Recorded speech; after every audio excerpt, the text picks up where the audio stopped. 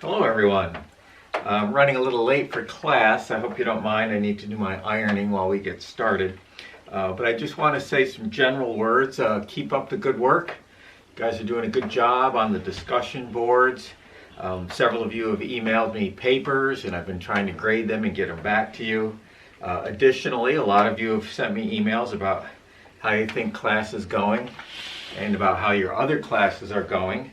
And I took a lot of your positive comments and suggestions and sent them out to my colleagues who are very interested and very happy to know that you're learning along with us. And a lot of the ways some of you have been feeling, really the same way I've been feeling, and I know some of the other faculty are, that we're not sure we're doing what we're supposed to be doing and when we're supposed to be doing it. I'm used to 9:30s on Tuesdays and Fridays showing up for my short stories class, and now Tuesdays and Thursdays at 9:30 rolls around and I'm thinking, should I be grading? Should I be making a video? Maybe that's why I'm running late this morning. But at any rate, you find a new rhythm to your day. I've been getting up every day or sometimes the night before making a list of what I need to do. Night before works really well because then first thing in the morning I can look it over and get started. So make a list, lay out your whole week. That's really been helpful to me because it's hard when your days don't have any specific structure, those of you who aren't working. But you should have a lot of time. Think of the positives. You're saving a lot of money on gas and wear and tear in your car. You're learning not only what you're supposed to be learning, but you're learning a new way to learn. And that's going to pay off in the future. I wish I was still with all of you, and I know you wish you were with me, but learning something new is always good. And probably in the future you're going to be learning this way, having meetings this way, and it is maybe the wave of the future. In fact, this is probably just going to bring it on even quicker. But you know me, I'm still old school, so I'm looking forward to getting back to campus someday and getting back to work with students in the classroom. So let's have a great class. Thanks. Oh, and one more thing I almost forgot. Thinking about the future and getting back in the classroom, advisors are registering students for summer and fall. So if you don't have an advising appointment and you are even considering coming to Columbia Green this summer and fall, email your advisor. Now, if you've forgotten who your advisor is, we do have a general email address for all advising. It is advising@sunycgcc.edu. And just a moment while I iron the yoke of my shirt, a little shameless plug. This fall I'm teaching American Literature, Colonial Times to 1899. And of course many English 102 classes. Hopefully none of you will need those. And expository writing, which is really a terrific class. We write nonfiction, we sit in a circle. It's a little intimidating at first. Students read each other's papers and comment on them, but every student who has taken that class talks about what a valuable and special, really special experience that it was. So don't be afraid to sign up for expository writing. Many of you write very well and would love it. And those of you who still want to improve your writing, which should be all of you, there's always room for improvement, you can sign up for it too.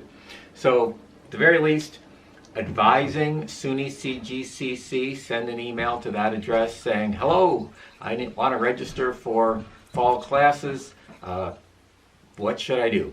So, see you there.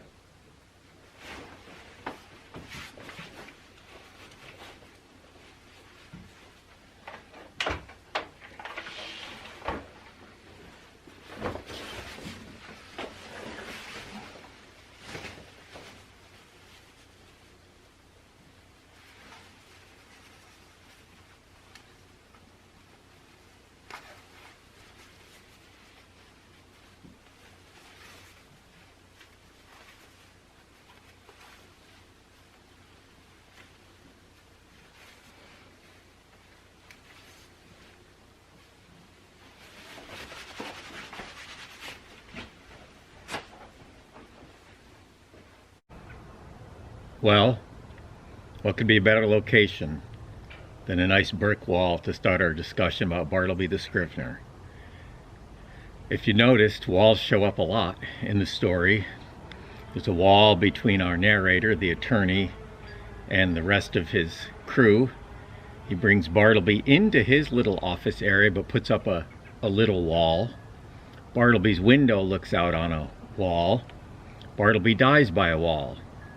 And Melville's original title for this story was Bartleby the Scrivener, a story of Wall Street.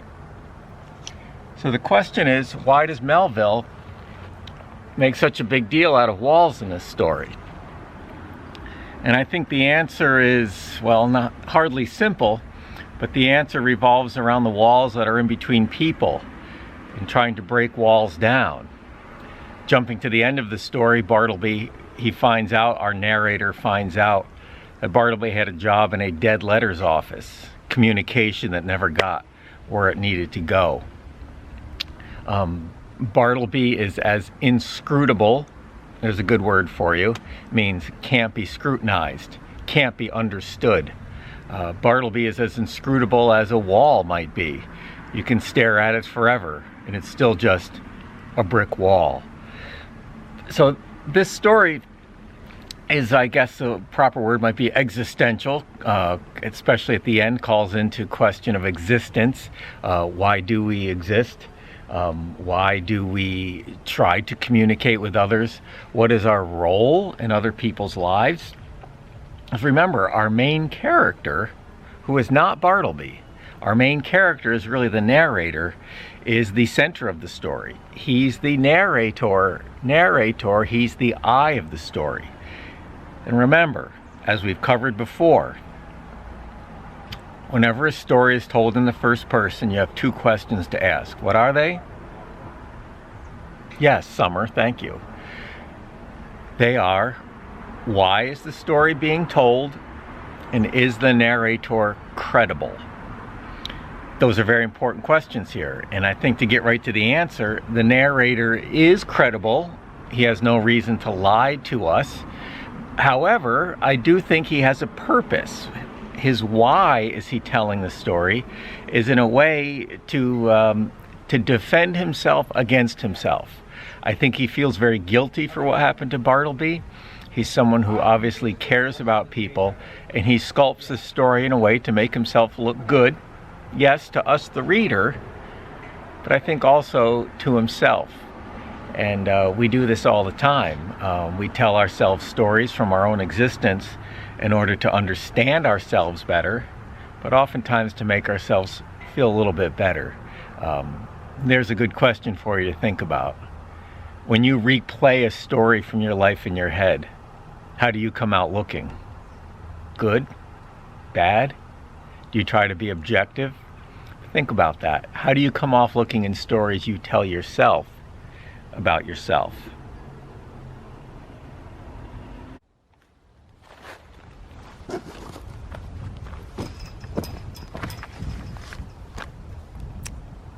Well, it's finally happened. They caught up with me, and I am in a minimum security detention facility.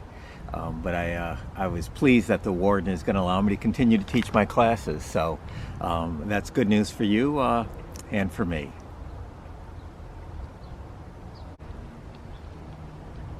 So before we dig into Bartleby, let's talk again about the narrator, who I said really is the main character of the story, a man who becomes consumed with Bartleby to the point where he's walking down the street and he hears people betting on a mayoral election, and he's convinced that they're betting on whether Bartleby's going to still be in the office or not. But let's talk about the story prior to Bartleby's arrival to this law firm. And the narrator is a lawyer, and his distinction as a lawyer is to always play it safe. He's not what we call a television lawyer. He deals in paperwork, contracts. He never sees like most lawyers, he never sees the inside of a courtroom. He's very, very safe. In fact, he describes himself as an eminently safe man. What does he choose to tell us about prior to Bartleby coming?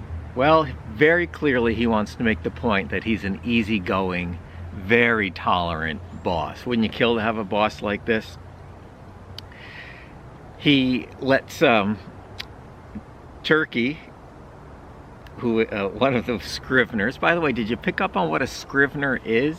This is before a copy machine where you put a document in and push a button. When you wanted a copy, you took the original and gave it to a Scrivener. The Scrivener got out a pen and made, literally, a handwritten copy.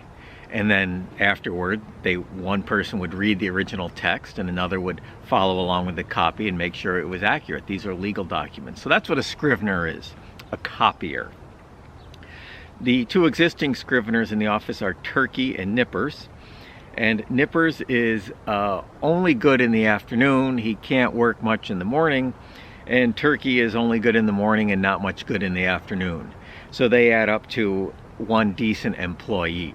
But our question, why does the narrator make such a point of this? If it's Bartleby's story, why tell us about these two guys? Clearly, he's establishing himself as a very accommodating boss. He's very sympathetic and understanding of people. When he does try to scold Turkey even just a little bit, Turkey says, "But sir, we both have gray in our hair." And once Turkey does that, the narrator says, lets whatever he was getting him for, he lets it go. So the narrator wants to look good. He wants to look compassionate. He gives Turkey one of his old coats. He's always having financial problems. And by the way, this story, as dark as it is, especially the ending, it's absolutely hysterical. I mean, this is, well, maybe, who knows, maybe The Office, the British TV show and then the American TV show could be based on this. It's a crazy office scene. I'm surprised no episodes of The Office had a Bartleby reference in it. So leading up to Bartleby's arrival, the narrator establishes himself as a safe, careful, kind, caring man. He shapes the story so that that's how we feel about him. It's a setup, really. Again, though, I think for him, less so for us.